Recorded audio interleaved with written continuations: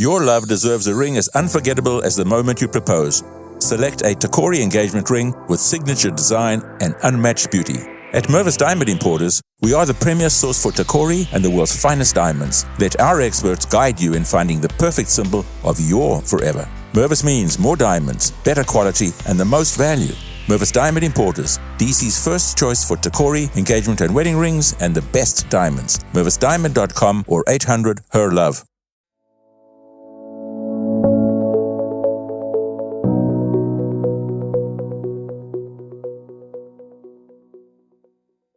Welcome back. In the previous episode, I talked about the invisible portfolio, the foundational technical work that often makes change possible, but struggles to compete in environments that reward more visible forms of progress. Platforms, architecture, integration, identity, observability, structural simplification. The basic argument was that many organizations repeatedly celebrate the outputs made possible by foundations they are not investing in seriously enough.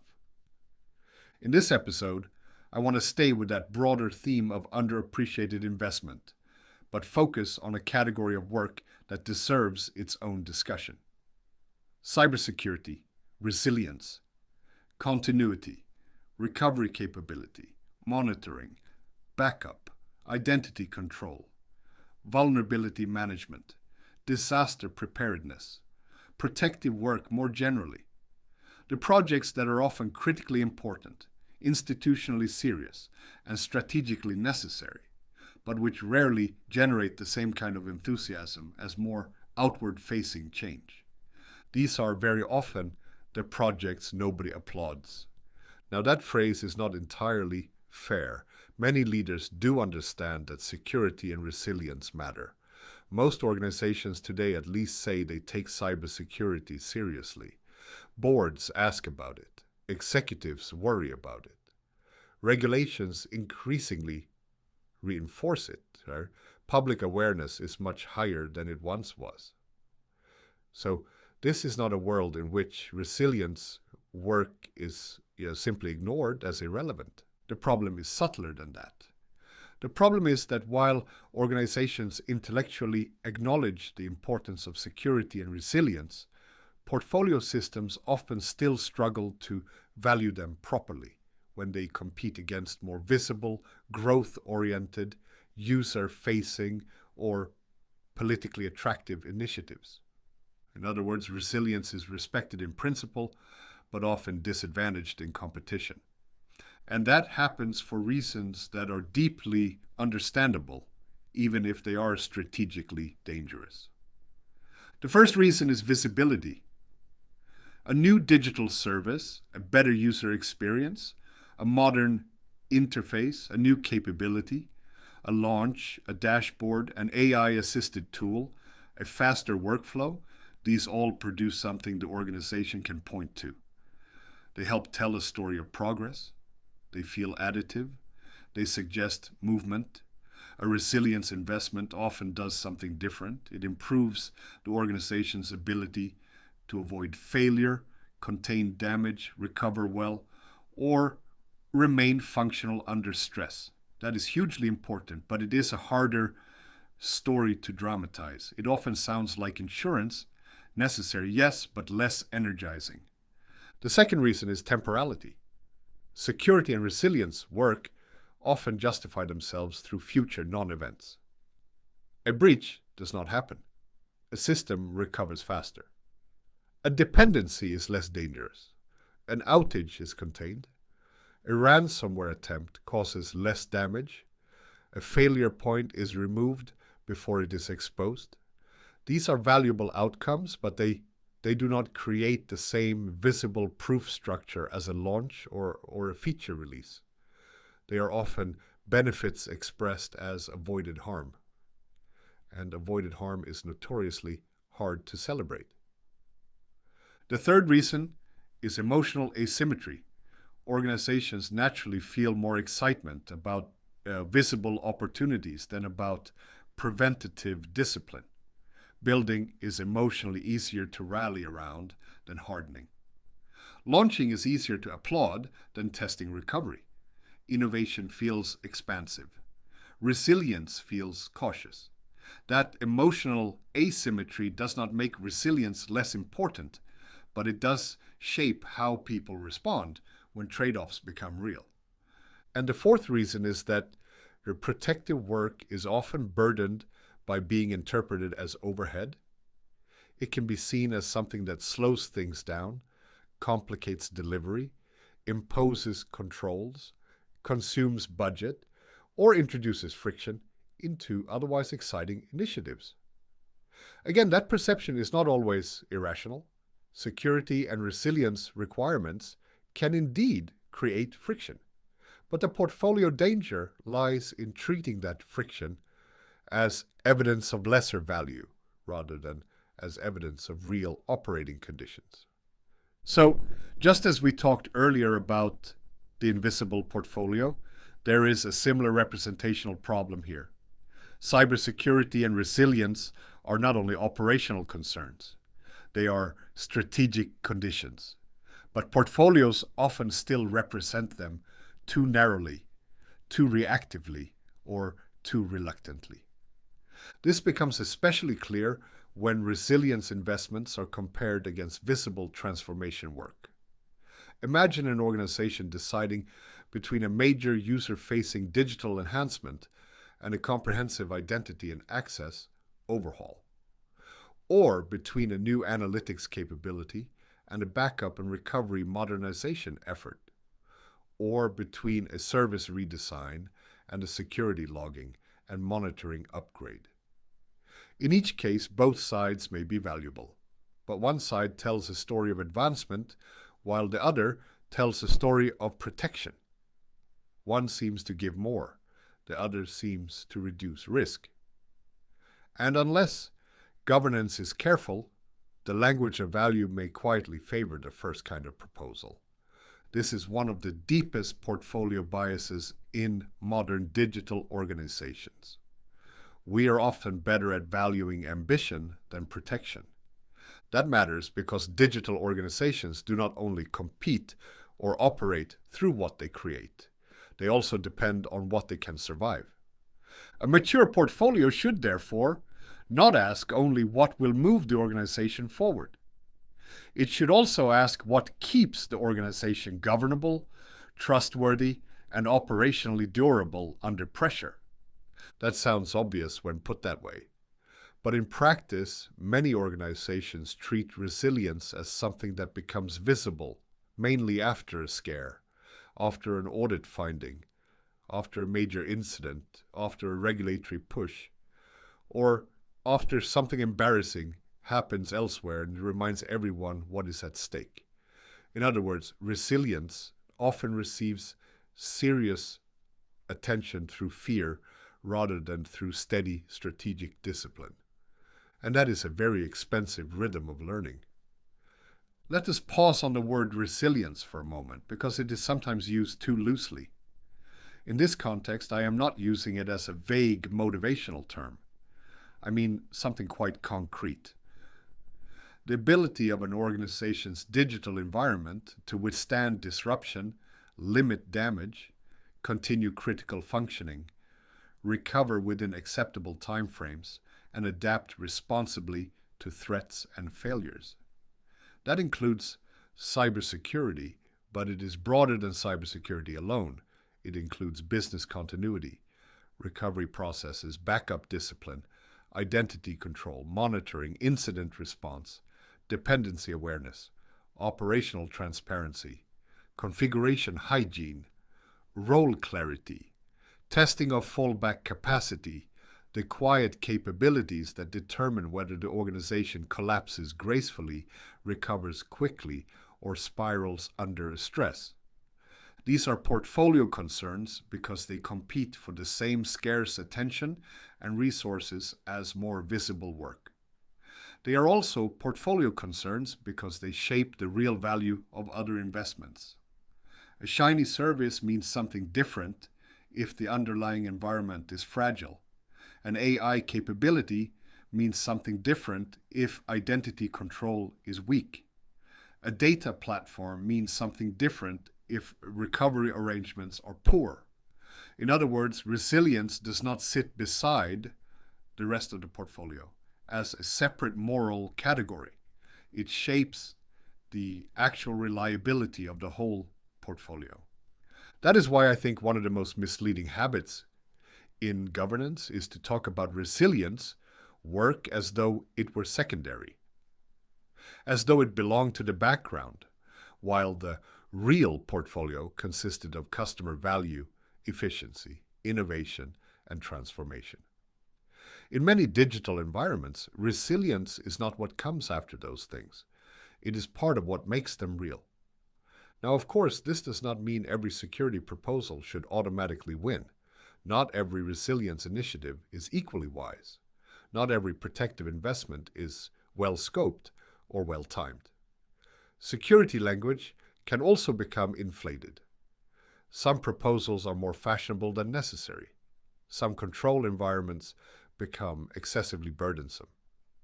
Some technical teams may advocate improvements that are locally sensible, but weakly linked to actual organizational exposure.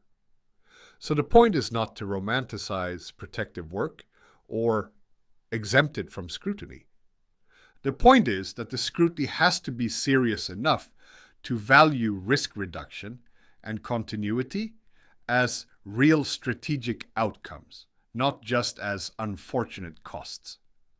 Let me make this concrete with a scenario. Imagine a CIO and a portfolio board are faced with two significant proposals. One is a major digital enhancement for a service that users have been criticizing. It is visible, overdue, and politically attractive. The other is an overhaul of identity and access management, together with improvements in monitoring and incident readiness.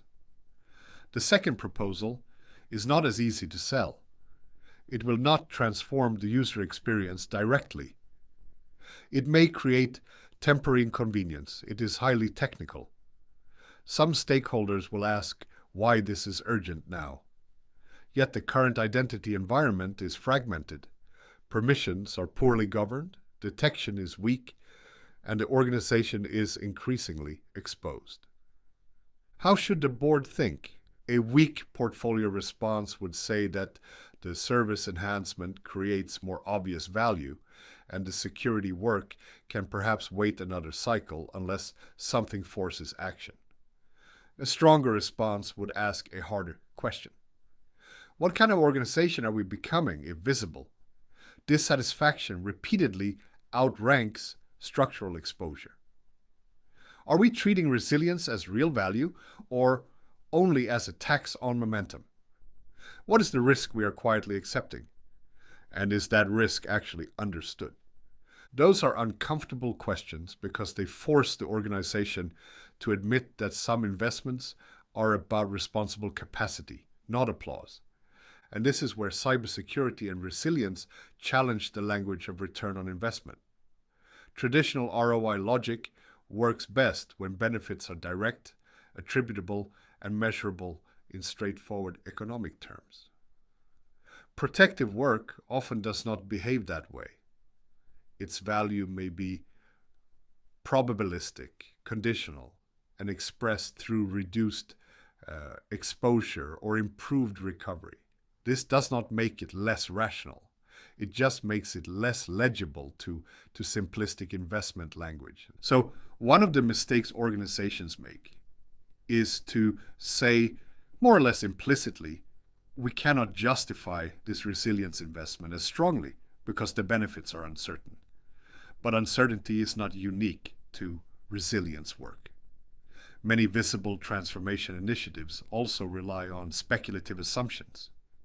The difference is that their uncertainty often comes dressed as optimism, while resilience uncertainty comes dressed as caution. And optimism is usually easier to fund. That, again, is not a purely analytical issue, it is cultural. We tend to reward what looks like movement and under-reward what looks like discipline. There is another difficulty here too. The better resilience work is, the less dramatic it may appear.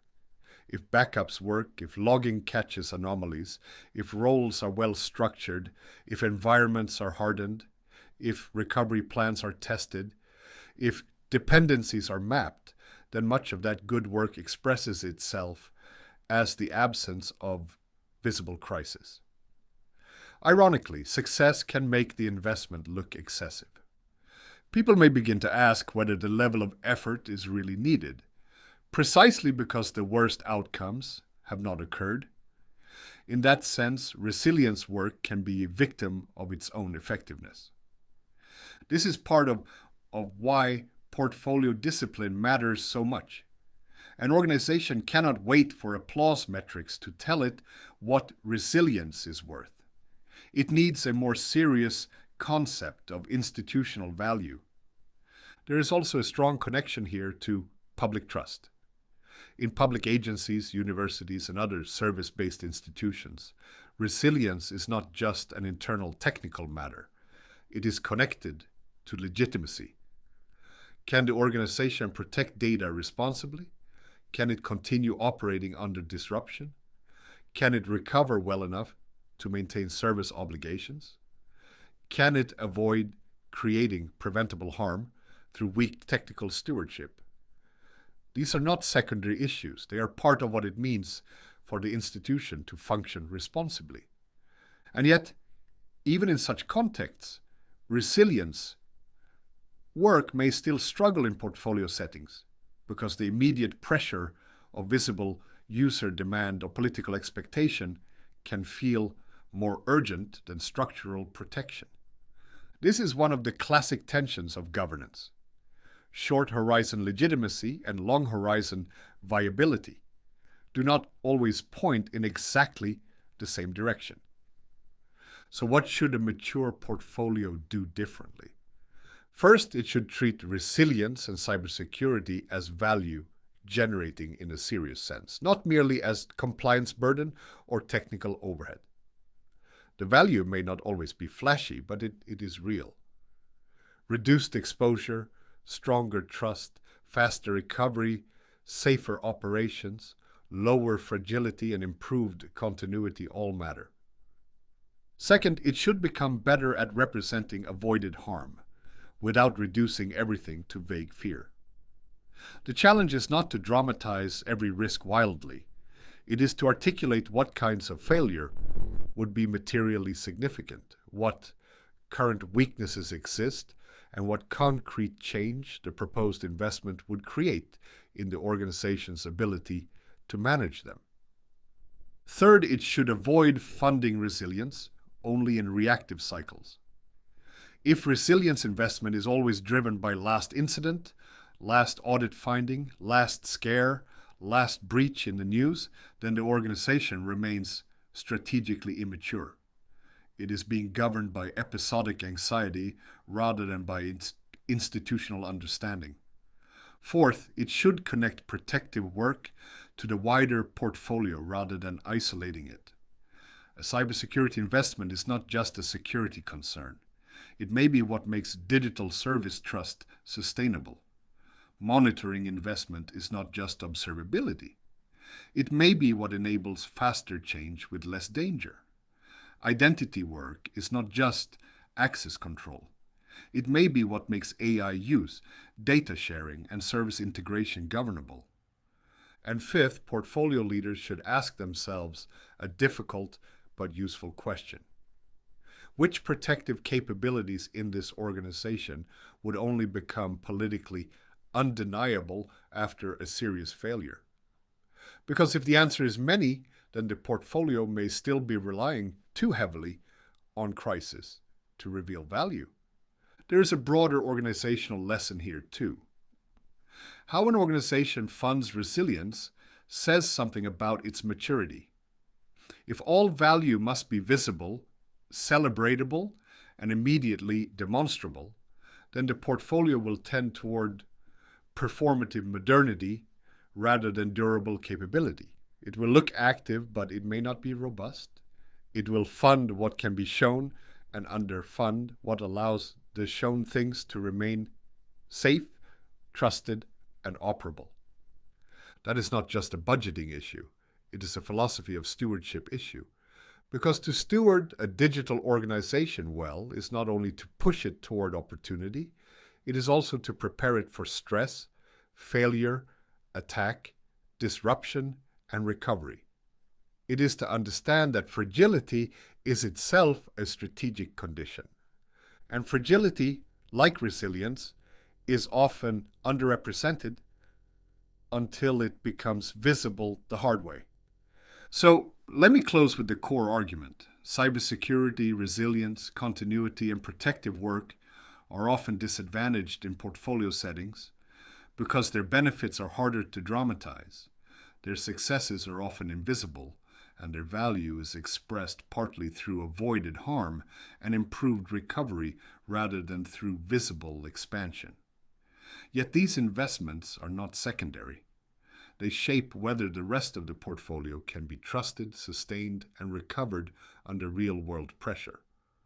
A mature portfolio does not only fund ambition, it also funds survivability. Thank you for listening. In the next episode, I want to shift from resilience to another major portfolio tension: the difference between public value and financial return. Because in public sector environments, portfolio logic cannot simply be reduced to ROI. And yet many governance habits still behave as if it could. So next time, I want to ask what portfolio management looks like when legitimacy, service, obligation, and societal value matter as much as efficiency and cost. And before we close, let me leave you with one question for your own organization. Which protective or resilience-oriented investment in your environment would probably become an unquestioned top priority only after something goes badly wrong?